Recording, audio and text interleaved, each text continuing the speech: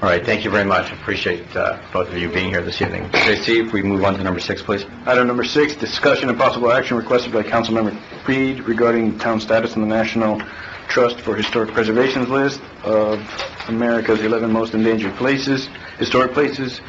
The discussion might include updating the 2006 survey that the town conducted and possibly offer some incentives to developers to include some MIMO features in future projects. Kelly?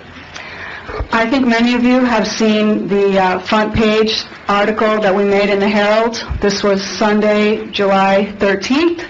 So when this comes out about our little town, then a discussion is in order.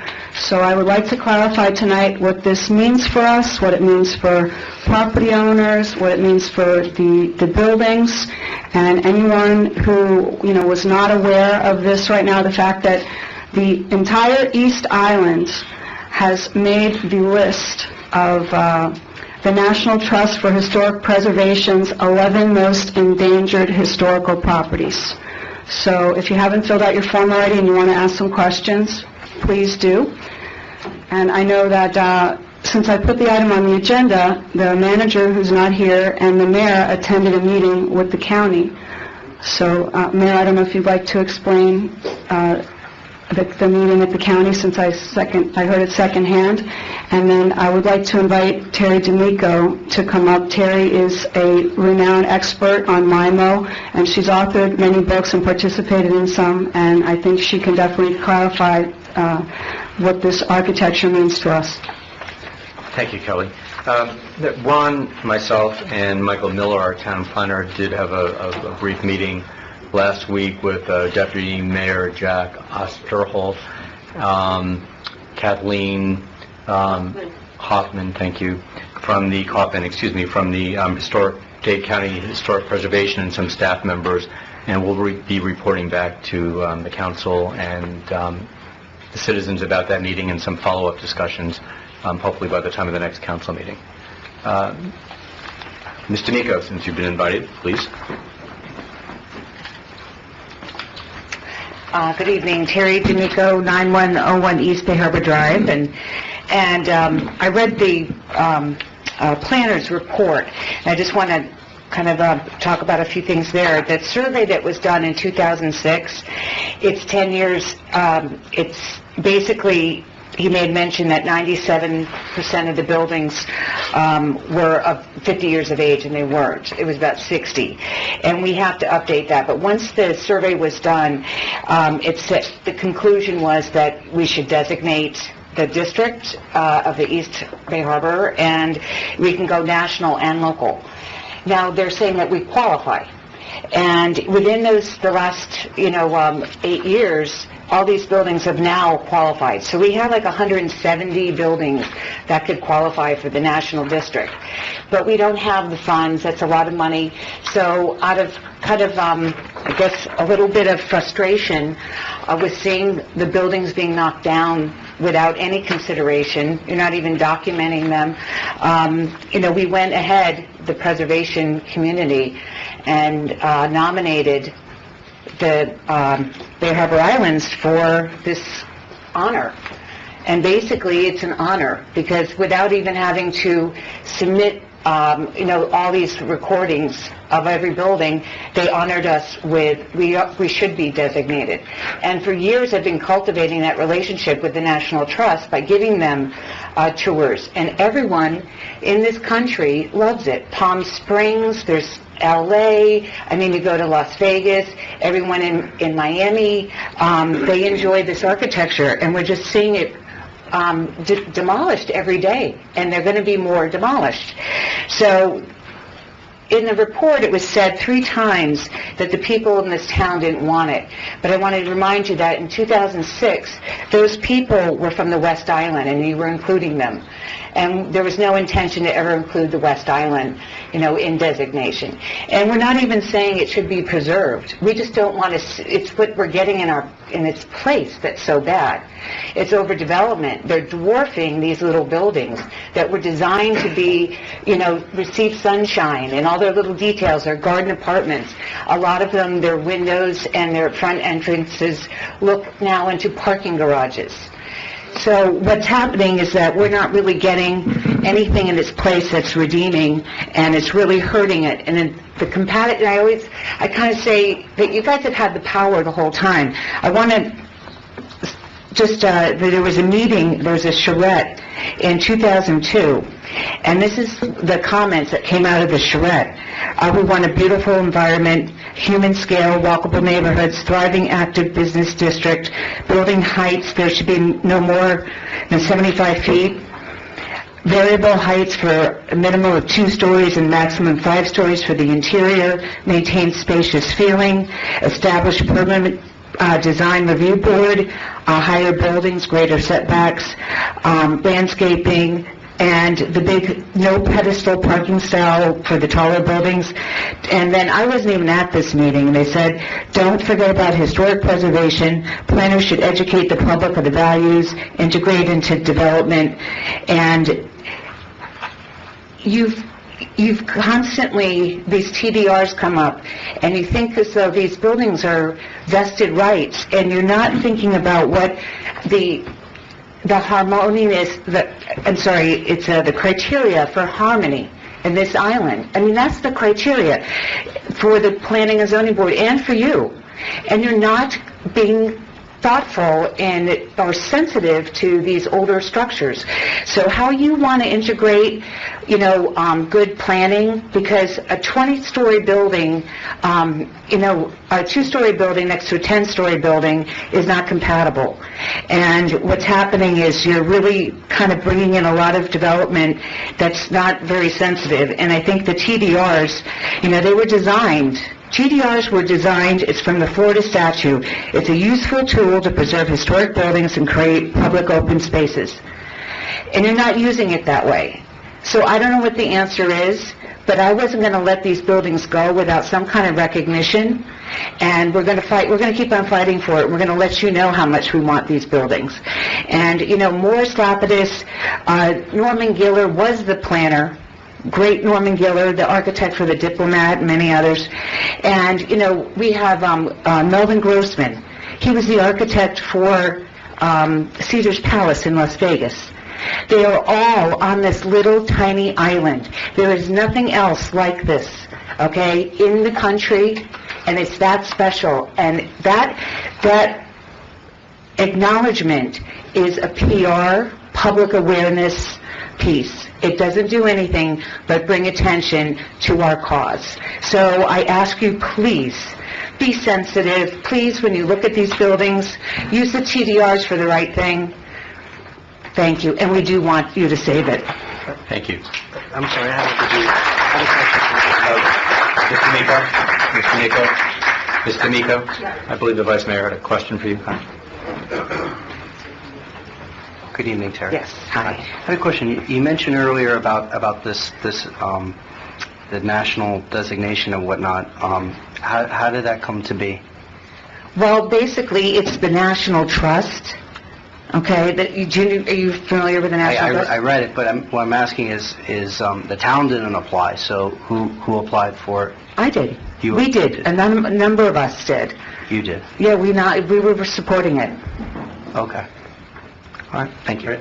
Sure. We have a couple of other people. The county has a survey. So the county has updated the survey because we gave them information a number of years ago. So we'd really like the ability to show the survey and their findings, to the public, if you'd allow that. Thank you. Has the county completed its survey? They're just updating it now. Thank you. They should be done soon. Hector, I'm not sure I got your Garcia. I'm not sure if I said that correctly.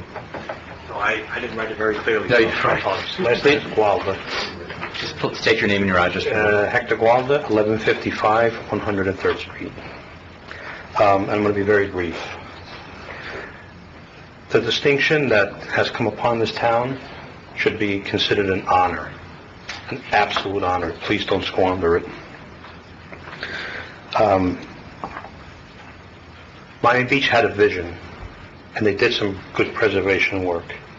You too should have that vision and consider what they did. instead of allowing full-blown development. There is an irreplaceable charm in this town that you hold the power to preserve. Consider your legacy, or the signature you're going to leave on this town could either be something similar to Miami Beach or Sunny Isles. That's all I have to say. Thank you. Thank you. Thank you very much. Marcus Frankel? Marcus Frankel?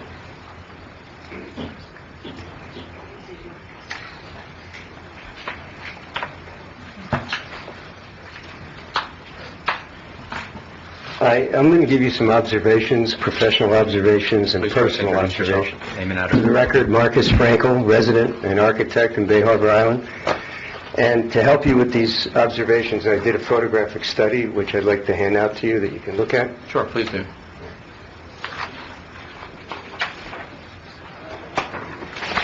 Hi, how are you? Thank you.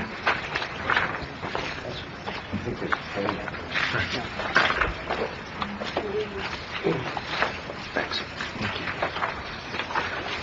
That's set one. This is set two.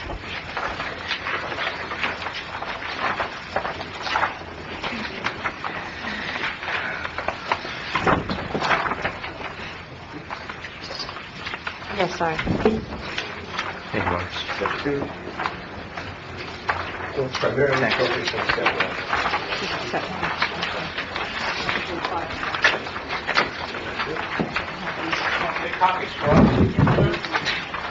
No, but you want to see? The clerk has a copy. We can share. Here. I'll share. This is extras. You can keep the extras. Okay.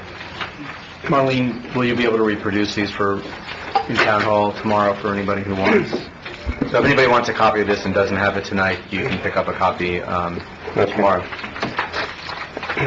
For the record, I'm going to give you some professional opinions, observations, and then you can look at the images and ask me any questions about any of them as you like. First of all, nice to see you all. Hope you're enjoying your summer and your past vacations. Before we talk about preservation issues or declaring any preservation historic districts, I think what we really need to do is to examine the town's urban and suburban conditions and the inventory, the existing inventory of the diverse styles that exist in Bay Harbor. It is really an eclectic mix, the styles, that is, of contemporary, modern, international styles, Bauhaus, Deco, Mediterranean, postmodern, and Mimo styles. It is a historic blend, excuse me, of all these styles. We also need to examine the existing fabric of the neighborhoods as it relates to height, scale, massing, proportions. Again, it is clearly a diversity that you're going to see in those images there. The good news is that Bay Harbor's East Island is extremely unique, as some of the people have already said. It's charming, it's unique, but it's incredibly diverse. It exhibits all of the styles and vernaculars that I just mentioned, which in my opinion is primarily contemporary, and that is the primary image or vernacular is contemporary because they were all built as a function of time and in the decade that they were designed, and that the development occurred by investors, developers, and entrepreneurs, starting in the late 40s and up until the present, and as well as into the future as the current activity exhibits. It exhibits an extreme diversity, again, of styles, scales, and massing. You can look at the photographs. The first set of photographs, I actually walked the entire perimeter of the island, East Bay Harbor Drive and West Bay Harbor Drive, started at King Concourse, went north, which is the first set of drawings, along East Bay Harbor Drive to 101st Street, then continued west along West Bay Harbor Drive all the way to 91st Street. The second set shows the images of buildings, every single building, along East Bay Harbor Drive from King Concourse to 91st Street south. There's 50 images in the first set of all the buildings and their adjacent properties next to them, and there's 24 images in the second set.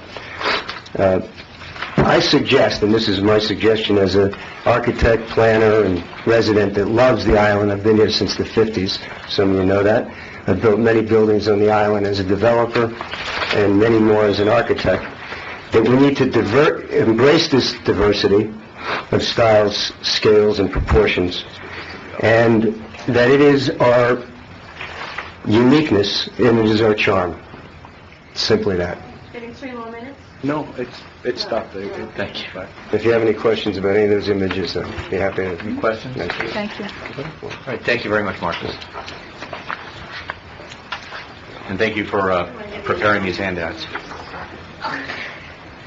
Jeffrey Coster?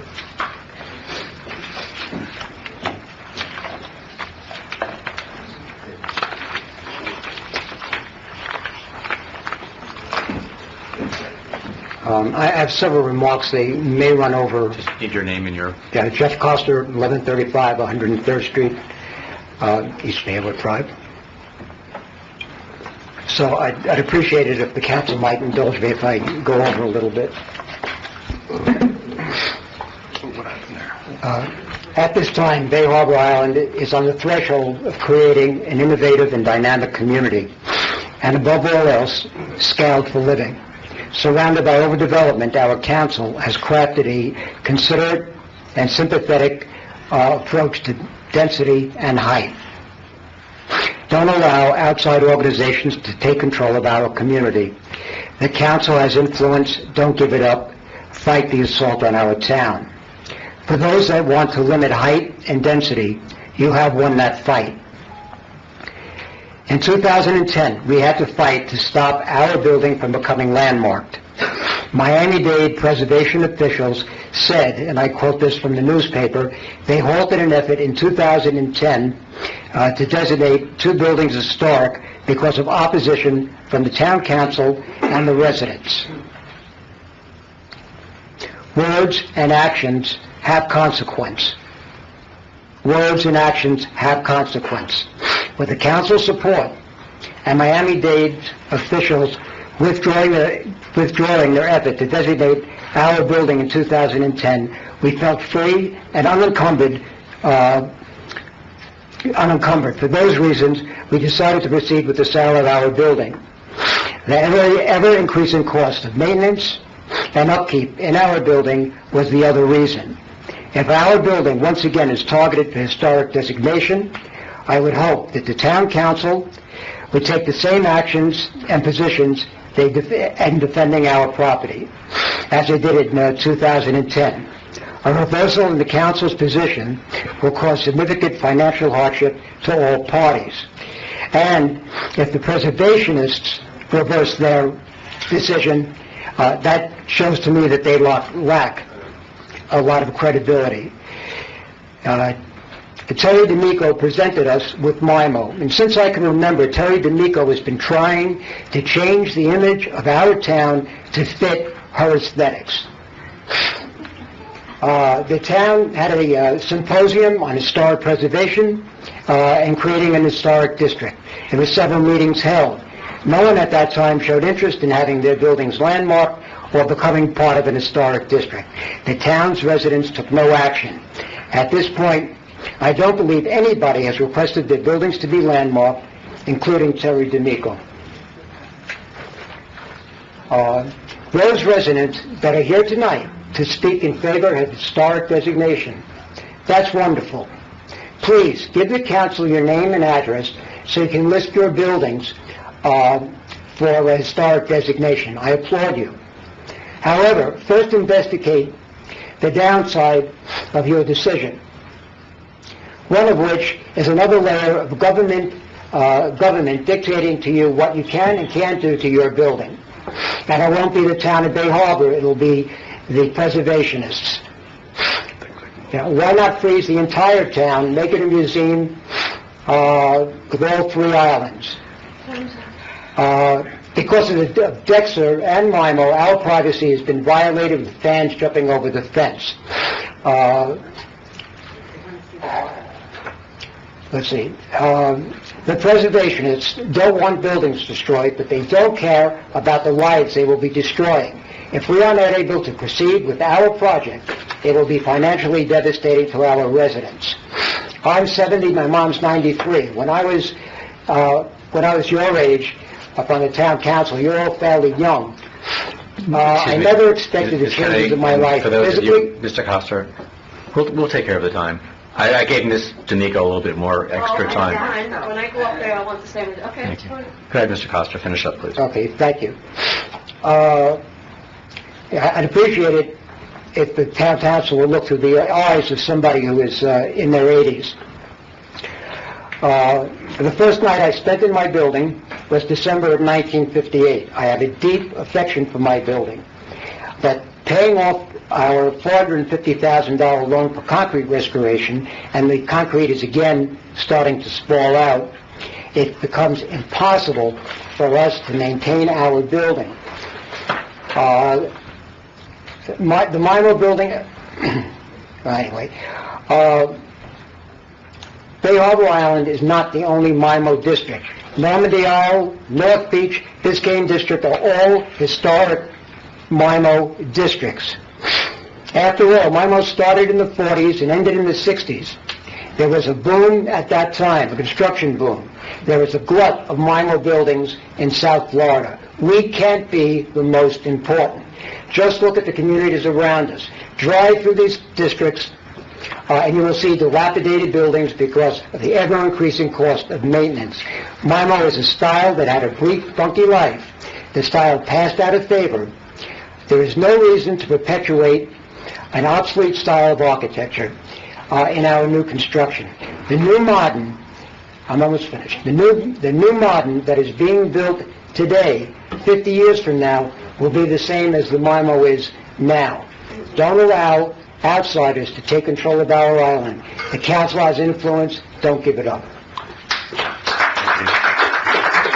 J. Bruce Arnett. Chair Arnett. Good evening. My name is Bruce Arnott. I've been a Dade County resident since 1978. I live at 3601 Toledo Street in Coral Gables, Florida. I saw that the agenda item was up for discussion this evening, and so I took the opportunity to come. I'm a member of Dade Heritage Trust, but only recently, and I wanted to mention to the council members that I have always been interested in architectural styles throughout the nation, and as a transplant to Florida for decades, whenever I have friends or other acquaintances that come here from outside, Bay Harbor Islands has always been one of the locations that I bring people to enjoy the architecture that is so unique to your islands. I thought that I would simply address you and express support for your consideration of your agenda item, because it will help foment further discussion in the future where there can be accommodations between interests in development and those in the community that enjoy that style of architecture. It's unique to South Florida, and the designation by the National Trust has I view given a great opportunity for the community to find an opportunity to take advantage of that publicity. I don't know whether all of the members, Ms. Reed, you mentioned the Herald article. I took the liberty of printing from the National Trust's website one copy of their 11th, their 11 designated sites. Perhaps not all the members of your commission have copies, and I also would mention that Dade Heritage Trust also has listed your MIMO buildings as one of their most endangered sites and most cherished. If you would wish, I could give them to the clerk. I apologize, I have only one copy of If each. you would hand them to the clerk. Okay. Thank you. Perhaps you could make copies for anybody that... Thank you very much. Thank you. Thank you for addressing us. Thank Can you. I expound on that a little bit?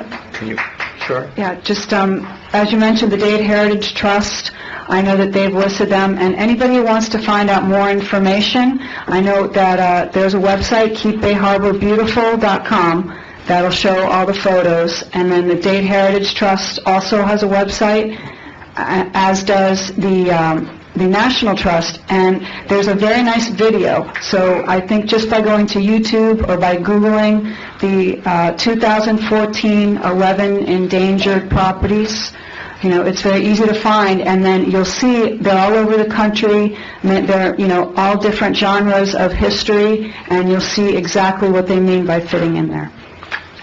Thank you. Carlos De La Torre. Okay. Good evening, Mayor, Vice Mayor, and council members. My name is Carlos De La Torre. I live at 1135 103rd Street, Apartment G1, Bay Harbor Islands. And I'm actually one of the people that lives in the building, one of the buildings in the east side of the island. And some of my fellow residents that are here also are here to show some solidarity against designating it a historical site. First of all, because it's going to impact all of their lives. It's going to impact my life. It's going to impact a lot of people's lives. The fact that you're going to, if they designate it historical, the property value will diminish significantly, because there's nothing that can be done with that property from that point forward. Nobody wants to live in a historical building. And the upkeep. I mean, the building is going to require a lot of upkeep in the future, and unless there's going to be grants or funding coming from the city to maintain a historical designation, I don't see why the residents that live there are going to have to carry that burden at that point in time. So essentially, I just wanted to voice the fact that did not want the historical area, as I'm sure nobody here would want their building designated historical. And to show you some of the people that you are going to be impacting. They're sitting right there. They're elderly, they're 80, they're 90, this is their nest egg, this is their retirement, this is what they want to have for the rest of their life, and these are the people that will be impacted. So their lives attached to this. It's not just a designation for a historical concrete building. Thank you. Thank you. Kathleen Kennedy. Ms. Kennedy. Kathleen Kennedy. This lovely gentleman that was just up here, I remember did he send you some flowers? Yeah, exactly. So, and he was thanking her for everything she's doing for Myanmar, so I'm a little confused as to his presentation tonight. But anyway, and I don't know who he is, but I remember being in the office when he was asking for her address. Anyway, that said, I think there's some Myanmar buildings that need to come down because they're not being maintained. Okay? I think we should have some. I think we should have a variety. But I have to tell you something, and I was mentioning this to Marcus Franco when I was working out with him yesterday, that I'm not crazy about some of the block buildings that are going up. I believe we should have Mediterranean. I don't see Mediterranean out there, and I'm someone that travels. I'd like to see some little haciendas, everything like a mixture. And I'm not seeing it. And I once said that we should have a PowerPoint presentation showing how everything is going to be, but so far nobody has done it. And but I think that the MIMO will attract tourists, which we need tourist dollar. It will attract developers. It will attract high-class architects to come and live here. It will attract a whole collective of people. So I think that we should have, especially the ones that are featured in the magazines, I think we should keep them, but there's some out there that need to come down. That's my opinion. I think Terry D'Amico has done an amazing job. Everybody, let's give her a shout-out. Thank you. Thank you. Clotilde Luce. Good evening, Mr. Mayor. My name is Clotilde Luce, and I live at 301 Ocean Drive on Miami Beach. And I would like to say that for years I have been following Terry's efforts and Nina Corman's efforts, their writing, and I arrived at the meeting late tonight, so I cannot pretend to be totally au courant of everything you've been talking about. My point of view tonight is as a travel writer. I've done a lot of writing for Condé Nast in France, about Kazakhstan, Argentina, whatever, and I will just tell you that one of the most vulnerable things to lose, one of the most fragile things, is a visual identity. And sometimes I call it the postcard.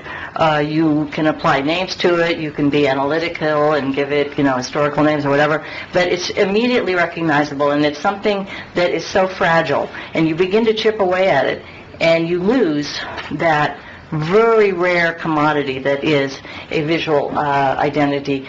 The gentleman who said that values will go down if there is designation, I guess he hasn't been looking at real estate in South Beach. So there are parts of the country that have that visual identity. Brooklyn, you could have said 50 years ago, just tear down all those brownstones. I mean, what is that going to be? But MIMO is more than Terry D'Amico's taste. Mid-century modern is extremely trendy. Financial Times, my favorite architecture critic, Edwin Heathcote, wrote an article about you maybe 5 years ago saying, this is so important, this is so vital, this is so rare. Modernism was developing on the continent, and it developed very differently here. If you start to just keep a few elements of it, you lose the ensemble, and that's your postcard, and that's your identity, and that is the fragile thing. That doesn't mean things stay stuck, that nothing will ever go up again. It sets a higher standard for you. It makes it harder to tear down the historic, and it sets a higher standard for what gets built. Altogether, it is better for quality of life. It is a mid to long-term investment. You will gain from this. Otherwise, it's like you're harming yourself if you lose something so specific. Other coastline cities in Florida don't have exactly what you have. You have something very special. Why would you commit a kind of brand suicide? I urge you to go with the designation. Thank you.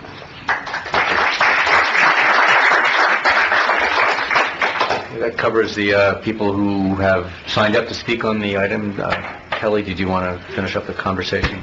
I do. I would just like to fill in the blanks. I had a conversation today with Kathleen Kaufman at the county. She is the preservation chief there, and she informed me that they are not quite done with the survey.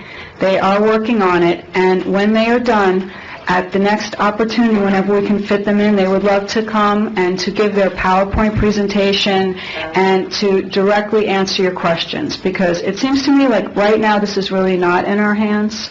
This is out of our hands. It's at the county and the national level. So the sooner that we find out exactly what they're doing, the better. And she also mentioned that the concept of MIMO had really not been accepted in 2006 at the national level. She described MIMO as mid-century architecture designed for the Miami climate and the sunshine here. And I believe that Terry D'Amico and Randall Robinson were credited with actually coining the phrase MIMO with their group. So since 2005, the Miami Beach has worked on the national register, and there is another layer, if I'm saying this right, that they also recognize MIMO. So maybe in 2005 it did not have the recognition that now it certainly has without question. So that's something that definitely has changed. And again, the other changes since that survey were that this is now just focusing on the East Island, not both islands. And the 50-year mark for the age of the structures also is of significance. So that has changed for a lot of them also. And that will all be included with the presentation that will be forthcoming. So in the meantime, if anyone wants to contact either anyone from the County Preservation Office, and then there's also a state office of survey and planning, because apparently there were some notes in the memo that was included in the packet, and one of the comments was that the survey was sanctioned by the state, and I don't believe that it's a sanctioning per se. The way it was explained to me is that the state accepts the report and keeps it on file, but they don't necessarily sanction it. So I would just say at this point, stay tuned for further information, do your due diligence, look up the National Trust, the county, the state level, and we'll try to keep you informed. Thank you. Any further discussion from the council? Yeah, I have a few comments. You know, I was on the council several years ago when this first came up with the two properties on 103rd, and it seemed pretty adamant that the members of the community didn't want to go forward, and I guess it kind of just went away. And I also recall last year when I went before this very same council and asked that we have our own historic preservation board, and you know, it was not approved, and in fact we actually had one person actually speak out against it. I'm not against historic preservation. In fact, on the contrary, I'd like to see people who are property owners and people that are stakeholders in the community designate properties that they want to maintain. You know, I happen to live on East Island in a MIMO building. I'm an owner of a cooperative, a 2% owner for 12 years, so I kind of put my money where my mouth is. But that being said, you know, I found it interesting when I first purchased, this is long before I was on the council, you know, this was an issue for the building, and I remember intently when the residents, my neighbors, wanted to discuss the possibility of historic preservation, because when they did this first study, my building actually was one of the two buildings that made the front cover of the neighbor section. It was one of the 4 properties that was deemed to be historic worthy from the first study. And I believe it was 2 buildings on the East Island, Shepherd Broad's home on the West Island, and the gas station. Those, I believe, were the first 4 properties. And it was interesting because our neighbors and my neighbors were adamant against it for several different reasons, but it kind of just died down. And we ended up investing our own personal money in fixing up our own building with no help of the government. That being said, one of the issues that I found over the last week or so that this is kind of, for a couple weeks that this has been kind of coming up, is that there are a lot of property owners that are very afraid of this designation. The state law and the county law are different, and the county ordinance that's in place really puts I mean, some people can say it's draconian, some people can say it's big government taking over your rights, but whatever you call it, the fact of the matter is that property owners do not have a say. The problem that I have is that if you are a property owner and the county wants to come in and designate your property and you're against it, you have no say. They can do it without your permission, and that's it. I have a problem with that. I don't think that's what this country is all about. I don't disagree with the fact that there are some properties that can increase in value. I don't disagree with that. The problem that I have is that property owners, if you want to educate them, that's fine. But forcing them to the point where they're scared, or in some cases I've had residents even cry, that's not right. You know, you may laugh, but you know what? It's not funny, because to some of the people here, these are our constituents and this is our town. You know, my family's been here for 60 years, 4 generations. I'm not a carpetbagger. I grew up here. My mom grew up here. I'm raising my children here. And the way I look at it is, I'm here to protect our property owners and our residents, even the ones that want to designate the properties historic. Now, over the last couple of days, I have found that some of the things that have been going on in regards to historic preservation, in my opinion, were unethical and wrong.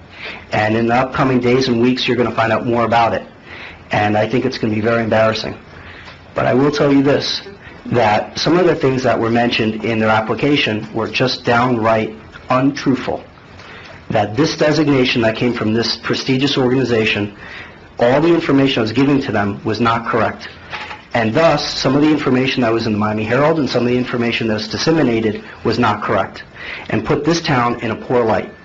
And the one thing that really does upset me is having Bay Harbor look poorly when we did not do what's wrong. The county, as we all know here, has the complete right to designate historic property. To my knowledge, I am not aware of a single property in this town that's been deemed historic. I'm not aware of any property owner that's actually come and said, we want to designate it, and them have a hearing and it go through. All these years, they've never designated a property. But yet, all of a sudden, when we've changed our code, we've invited people to come and speak about what our RM1, RM2, and RM3 district, we changed our code to say this is what the town is willing to accept. Mind you, our town is much more restrictive than it has ever been. Back when these buildings were built, the town, you pretty much could build almost anything to some extent. I mean, really, there weren't very many laws in regards to setbacks and height. Our town is much more restrictive. Our town is actually considered almost as restrictive as Coral Gables when it comes to development. We have a charter amendment that has a height restriction. That being said, I really take it, well, I guess you can take it with a grain of salt that politics is politics, but one of the things that I just angers me, not just as a member of this council and this body, but also as a resident and a property owner, is that I don't like people taking advantage of for the sake of looking at this issue in a poor light. I think that we need to have a real discussion about historic preservation. I think that what we should be doing is talking to the county about amending their ordinance to allowing municipalities to opt in, that you would require the majority of property owners for a specific parcel be approved in order to designate a property historic. I think that should be the real conversation. I think that for the individuals from this building, there are 36 unit owners in that cooperative that have the potential of selling their property. Personally, I'm not saying that the property isn't beautiful. In fact, I live right down the street from it. But the fact of the matter is, I don't own that property. I don't have a financial stake. 36 property owners unanimously want to sell that property. I think that if some preservationists deem that is worthy of being preserved, they should have bought the building when they had the opportunity. It was for sale for anybody. And the fact that there's a respectable developer that wants to come in and build something else, now this is coming into play. So what comes to light is it's really not about MIMO or about the town. It's about saving, or in this case, stopping a specific project. And I think that every project should be respected as far as being voted up or down on the merits of the project, not on a cause. And in this case, from what I've been told, it's a cause more political than issue-oriented. And like I said, we've been talking about this. There have been meetings down at the county. I would like to ask the county, is there anyone here from the county? I would like to officially ask the county to respond in regards to questions that they were behind a lot of this action. And from what I've heard and what I've seen and what I've discussed with other individuals in the community, it seems like to me that this is more planned in regards to this project and this goal, rather than trying to designate a legitimate historic district. That's all. Yes, I will be very honest, and I don't want to offend anybody, but I highly disagree with this historic designation for several reasons. Forgive myself for not finding the uniqueness that you guys are talking about. For me, for you, they're unique buildings, beautiful, MIMO, put the name that you want to put. For me, are older buildings that are not even well maintained, and we call a historic building. I don't think it should be measured in decades. I think a historic building should be measured in centuries. If you were lucky enough to travel, South America, Europe, even, Boston, some other areas. I think my previous car had more historic features than some of these buildings. Again, for me, they're just older buildings that are not well maintained, it would be very responsible for us to designate historic because they wouldn't last 50 more years. If they're not well maintained in 2014, I don't think how they will be maintained in 50 more years, 100 years. They wouldn't last. So maybe historic is not the proper word, but I just do not agree with this whole concept or item. I want to thank everybody who came out this evening to, share your opinions and your thoughts on the matter. I think, as a matter of policy, well, first let me just say this. I mean, some of you have touched on this. The town council, the town of Bay Harbor Islands, has no say in this issue in the sense that it has no power to designate any property as historic or put any type of designation. That's the county. I think it's important in a democratic society that everybody have the opportunity to participate in these discussions, and that in particular property owners have the opportunity to participate in the process and have input, and that starts at the very beginning of the process. I think it's also important that in the relationship between the county and the town of Bay Harbor Islands, that there be open lines of communication, and that there be openness, forthright communications, that county officials who come into the town should communicate with, even though they have the right as the Historic Preservation Board, that those officials communicate with us on the town council, with our administration, let us know what they're doing so that we are fully aware of what they're doing, and that we have the opportunity as a municipality to participate in the process. And to a certain extent that has been lacking to date, as I've noticed or found out in at least one of the meetings that we've had to date. I look forward to dialogue with the county and with the board, but as I said, it is extremely important to members of our community that they be given every opportunity to participate in this process and not have anything imposed upon them without having the opportunity, as I said, to participate. I think that this is a discussion which is going to be ongoing, and I think we're going to look into updating the study which we did in 2006. I think that would be beneficial to the community, and we will bring that up again at a future council meeting.